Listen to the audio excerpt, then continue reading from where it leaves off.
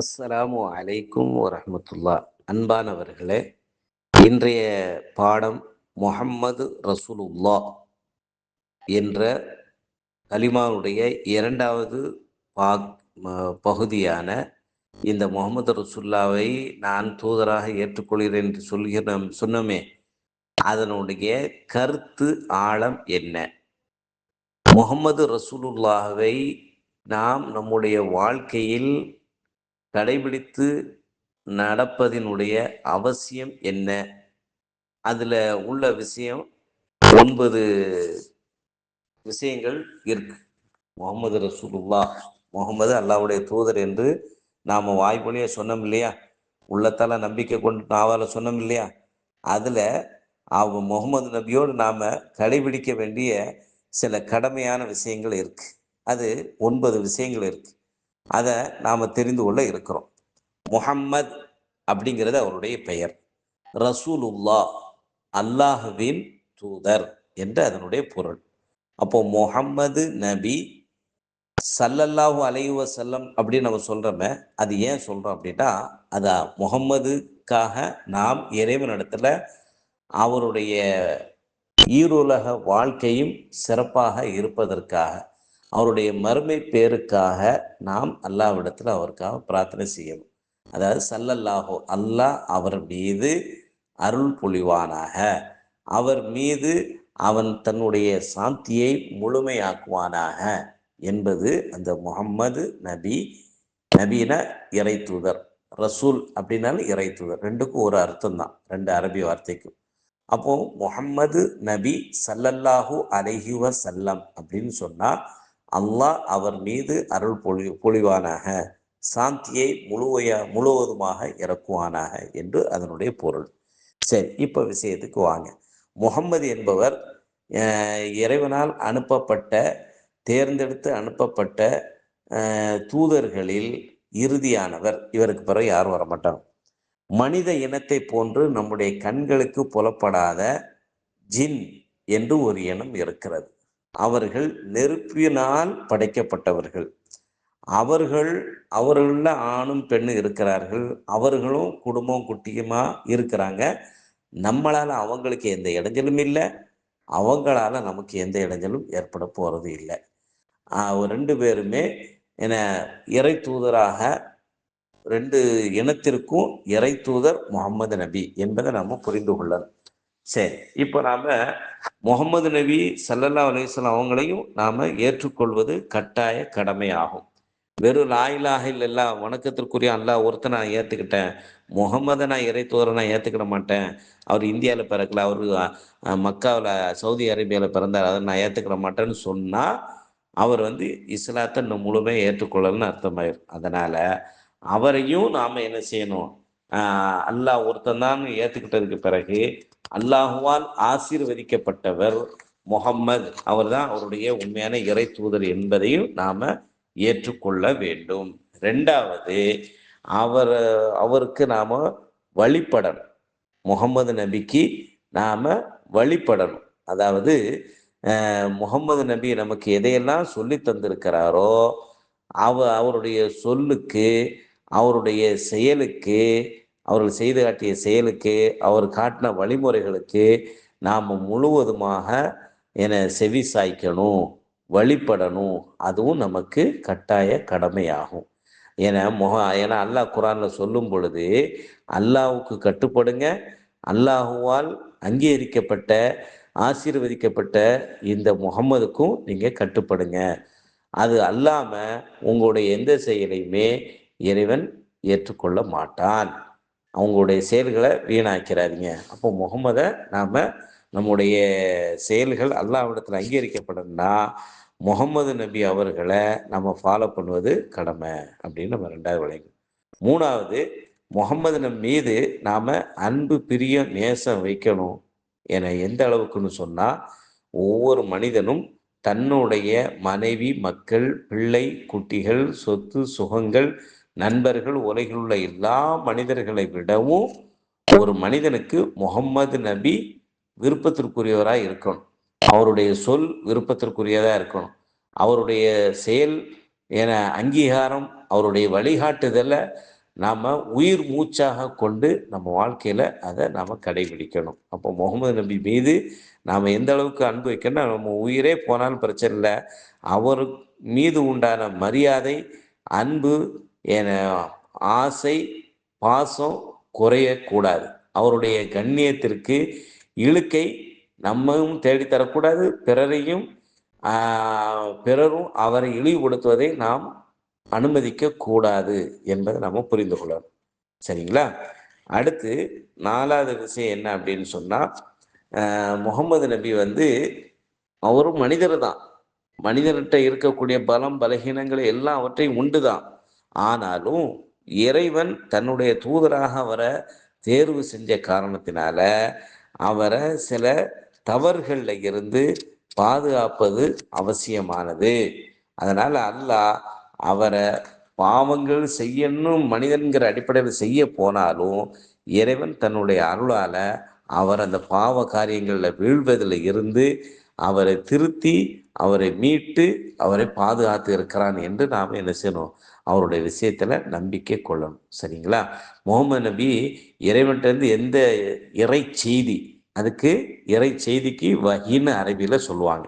இறைவன்கிட்ட இருந்து என கிடைக்கப்பட்ட இறை செய்தி வஹியை அப்படியே மக்கள்கிட்ட எடுத்து விளக்கி சொல்வாரே தவிர என சுயமாக தான் கையில் மடியில் போட்டு எதையுமே இட்டுக்கட்டி பேசுவோராக செயல்படுவோராக கிடையாது. அப்படிங்கிறத நம்ம அவருடைய விஷயத்தில் நம்பிக்கை கொள்ள வேண்டிய விஷயம். அடுத்து என்னன்னா, 5வது விஷயம், முகமது நபி தான் உண்மையிலே இறுதி தூதர். இவருக்கு பிறகு எந்த நபியும் வரப்போவது கிடையாது. முகமது நபிக்கு பிறகு தான் நபி அப்படின்னு யாராவது சொன்னாங்கன்னா அவங்க பொய் சொல்றாங்க, நம்ம விளங்கிக்கிடணும். நபி என்று சொன்னால் அறிவிப்பு செய்பவர், ரசூல் என்றால் தூதர் என்று பொருள். ரெண்டுமே இறைவனுடைய தூதர்மார்களுக்கு இறைவன் பயன்படுத்தியிருக்கக்கூடிய பெயர் என்பதை நம்ம புரிந்து கொள்ளணும். அதனால முகமது நபின்னு சொன்னாலும் சரி, முகமது ரசூலுல்லா அப்படின்னு சொன்னாலும் சரி, எல்லாம் ஒரே அர்த்தம்தான், இறைவனுடைய தூதர் என்பதனுடைய அர்த்தம். சரி, 6வது விஷயம் ஏன்னா 5வது விஷயம் என்னது? முகமது நபி தான் இறுதி தூதர் என்பதை நாம நம்பிக்கை கொள்ளணும். அடுத்து முகமது நபி என்பவர் மனித குலத்திற்கும் ஜின், நெருப்பினால் படைக்கப்பட்ட ஜின் சமூகத்திற்கும் பொதுவான இறை தூதர். அவருடைய தூதுத்துவ பணியானது 2 இனத்தாருக்கும் காமனானது என்பதை நாம நம்பிக்கை கொள்ளணும். அடுத்து 7வது விஷயம், முகம்மது நபி மீது நாம சலவாத்து சொல்லணும். சலவாத்துன்னு சொன்னா அவருக்காக பிரார்த்தனை புரியணும். அருளை வேண்டி இறைவனிடத்தில் நம்ம பிரார்த்தனை செய்வது நமக்கு கடமையாக்கப்பட்டு இருக்கிறது. அதனால முஹம்மது அப்படின்னு பெயர் சொல்லி இறைத்தோருடைய பெயர் உச்சரிக்கப்பட்டால் ஸல்லல்லாஹு அலைஹி வஸல்லம், அல்லாஹ் அவர் மீது அருள் பொழிவானாக, சாந்தியை முழுமையாக்குவானாக என்று நாம் அவருக்காக நாம் அவருடைய பேரை கேட்கும் பொழுதெல்லாம் செலவாத்து சொல்லிக்கணும். அதனால தான் நம்ம தொழுகையிலையும் கூட அவருக்காக, அவருடைய குடும்பத்தினருக்காக அருள வேண்டி நாம் அல்லாஹ்விடத்துல பிரார்த்தனை செய்யணும். தொழுகையிலையும் சரி, அந்த செலவாத்தை எப்படி சொல்லணும்? அல்லாஹும்ம சல்லி அலா முஹம்மதின் வ அலா ஆலி முஹம்மதின் கமா சல்லைத அலா இப்ராஹீம வ அலா ஆலி இப்ராஹீம இன்னக ஹமீதுன் மஜீத். அல்லாஹும்ம பாரிக் அலா முஹம்மதின் வ அலா ஆலி முஹம்மதின் கமா பாரக்த அலா இப்ராஹீம வ அலா ஆலி இப்ராஹீம இன்னக ஹமீதுன் மஜீத். இப்படி நம்ம சொல்லணும் தொழுகையில். இதெல்லாம் மனப்பாடம் பண்ணணும். பின்னால் நான் சொல்லித்தருவேன் இன்ஷா அல்லாஹ். இதனுடைய பொருள் இதெல்லாம் பின்னால் நான் சொல்லித்தரேன். சரிங்களா? அப்போ முகமது நபியுடைய பெயரை நம்ம கேட்கும் பொழுது ஸல்லல்லாஹு அலைஹி வஸல்லம் அப்படின்னு நம்ம சொல்லிக்கிடணும். இது 7வது விஷயம். 8வது விஷயம் என்ன அப்படின்னா, முகமது நபி தன்னுடைய தூதுத்துவ பணியை பரிபூர்ணமாக நமக்கு நிறைவேற்றி உள்ளார்கள் என்று நம்பிக்கை கொள்ளணும். எந்த ஒரு நன்மையான விஷயத்தை அவர் சொல்ல மறக்கலை, எந்த ஒரு தீமையான விஷயத்தை குறித்து நமக்கு எச்சரிக்கை செய்யாமல் இல்லை. அவர் உலகம் அழியக்கூடிய காலம் வரைக்கும் வரக்கூடிய மனித குலம் முழுமைக்கும் எதுவெல்லாம் நன்மையோ அவற்றை எல்லாத்தையும் நமக்கு சொல்லி தந்துட்டாரு. எதுவெல்லாம் தீமையோ அது குறித்த எச்சரிக்கையும் அவர் முழுமைப்படுத்தி விட்டு போயிருக்காருன்னு நம்ம என்ன செய்யணும்? நம்பிக்கை கொள்ளணும். அதில் சந்தேகம் கொண்டால் முகமது நபி சொன்னால் அந்த காலத்துக்கு பொருந்துங்க, இந்த காலத்துக்குலாம் பொருந்தாது அப்படின்னு நம்ம பேசிட்டாலே இன்னும் முகமது நபியை நம்ம உண்மையாக இறை தூதரை நம்ம ஏற்றுக்கிடலை, சும்மா வாய்ச்சாலத்துக்கு நம்ம சொல்லியிருக்கோமே தவிர மனசால நம்ம ஏற்றுக்கிடலைங்கிற மாதிரி ஆயிடும். அப்போ இஸ்லாத்தை நம்ம முழுமையாக இன்னும் ஏற்றுக்கிடலைன்னு மாதிரி ஆயிடும். அதனால் முகமது நபியுடைய விஷயத்தில் நம்ம முழுவதுமாக நாம் நம்பிக்கை கொண்டவர்களாக நம்ம இருக்கணும். அதே மாதிரி முகமது நபியுடைய விஷயத்தில் உண்மையை மறைக்காமலும் முகமது நபியுடைய மதிப்பையும் அந்தஸ்தையும் நாம் விளங்கிக்கிடணும். அதாவது முதலாவது விஷயம் என்ன அப்படின்னா, முகமது நபி என பாரம்பரியமிக்க கண்ணியமான வம்சாவளியை சார்ந்தவர். அவங்களுடைய வம்சத்தில் யாரும் ஆணோ பெண்ணோ தவறான பாதையில் போகவே இல்லை, தப்பான ஒழுக்கம் கெட்டவர்களாக இல்லை அப்படிங்கிறத முகமது நபி நமக்கு சொல்லி தந்திருக்கு. அவருடைய வாழ்க்கை வரலாறு நமக்கு அதுதான் உணர்த்துது முதல்ல. ரெண்டாவது விஷயம், படைப்பினங்களிலேயே சிறந்த குணங்கள் கொண்டவராக முகமது நபி இருந்தார். அதே மாதிரி நபிமார்கள் ரசூல்மார்களில் இவர் தான் இறுதியானவர், இவருக்கு பிறகு யாரும் வரமாட்டார். அதே மாதிரி இவருக்கு இவர் அல்லாஹ் தாலா இவருக்கு மறுமை நாளில் சொர்க்கத்தில் முதலாக நுழையக்கூடிய நபராக இவர் இருப்பார். கௌசருங்கிற நீர் தடாகத்திற்கு சொந்தக்காரர். இதெல்லாம் நான் பின்னால் முகமது நபியை பற்றி நம்ம படிக்கும்போது நிறைய விஷயங்களை தெரிஞ்சுக்கிடுவோம் இன்ஷா அல்லாஹ். இப்போதைக்கு இதை தெரிஞ்சு வச்சுக்கோ. நாளைக்கு மறுமை நாளில் விசாரணைக்குரிய நாளில் இறைவனை நம்பிக்கை கொண்ட மக்களுக்காக அல்லாஹ்விடத்தில் பரிந்து பேசுவார், வழக்காடுவார், சிபாரிசு பண்ணுவார். அந்த ஒரு சிறப்பையும் முகமது நபிக்கு அல்லாஹ் கொடுத்துருக்குறான். இது மாதிரி முகமது நபி வரம்பு மீறி நம்ம யாருமே போகக்கூடாது. அதை முகமது நபி மரணிக்கிறதுக்கு முன்னால் சொன்னார். ஈசா அலைஹிஸ்ஸலாம், அதாவது இயேசுநாதரை கிறிஸ்துவ மக்கள் வரம்பு மீறி புகழ்ந்து அவரை அல்லாஹ்வுடைய பிள்ளை என்று சொன்னதை போன்று என்ன நீங்கள் வரம்பு மீறி புகழக்கூடாது, என்ன நீங்கள் புகழ்வதாக இருந்தால் நான் அல்லாஹ்வினுடைய அடிமை என்று சொல்லுங்கள், அதுதான் என்னை புகழ்வதற்கு சமானம் என்று முகமது நபி நமக்கு என்ன செய்திருக்காரு, சொல்லி தந்திருக்கிறார். இந்த அடிப்படையில் இந்த முகமது ரசூலுல்லாஹ்வுடைய விஷயத்தில் நாம் ஏற்றுக்கொண்டோம் இல்லையா, கலிமா மொழிந்ததில் இதை சொன்னோம் இல்லையா, அதில் முகமது ரசூலுல்லாஹ்னா முகமது உண்மையிலே இறை தூதர் என்று சொல்றது என்ன அர்த்தம் அப்படின்னு சொன்னால், அதில் உள்ள என்ன விஷயங்கள் இருக்குது அப்படின்னா, நம்ம முகமதையும் அல்லாஹ்வை ஈமான் கொண்ட மாதிரி முகமது உண்மையிலே இறை தூதர்னு நம்ம என்ன செய்யணும், விசுவாசம் கொள்ளணும், நம்பிக்கை கொள்ளணும்.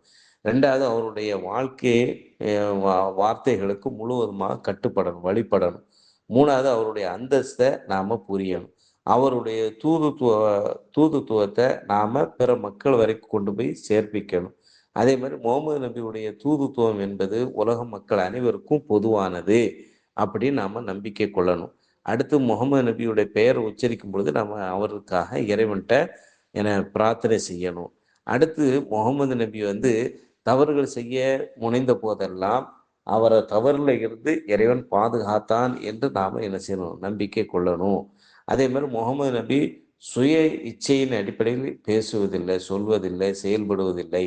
அவர் இறைவன்கிட்ட வந்த செய்தியின் அடிப்படையில் தான் அவர் மக்கள்கிட்ட எந்த விஷயத்தையும் எடுத்து சொன்னார் என்பதை நாம் நம்பிக்கை கொள்ளணும். இவ்வாறாக லா இலாஹ இல்லல்லாஹ் முஹம்மது ரசூலுல்லாஹ் இந்த கலிமாவை நாம் முழுமையாக அதனுடைய உள்ளார்ந்த அர்த்தங்களோடு விளக்கங்களோடு அதில் பொதிந்து இருக்கக்கூடிய விஷயங்களையும் அம்சங்களையும் நாம் உள்வாங்கி நாம் இந்த கலிமாவை மொழிந்தால், நம்பிக்கை கொண்டால் நம்முடைய பாவங்கள் மன்னிக்கப்படும், நரகத்திலிருந்து தூரமாக்கப்படுவோம், சுவனத்தில் நுழைவிக்கப்படுவோம். அந்த மாதிரி நம்முடைய இந்த கலிமாவை மொழிந்ததில் நம்ம இறுதி மூச்சு வரைக்கும் உறுதியான நம்பிக்கை உடையவர்களாக, அதுக்கு கட்டுப்பட்டு நடக்கூடிய நன்மக்களாக நம்ம அனைவரையும் ஆக்கியர்கள் உருவானார்.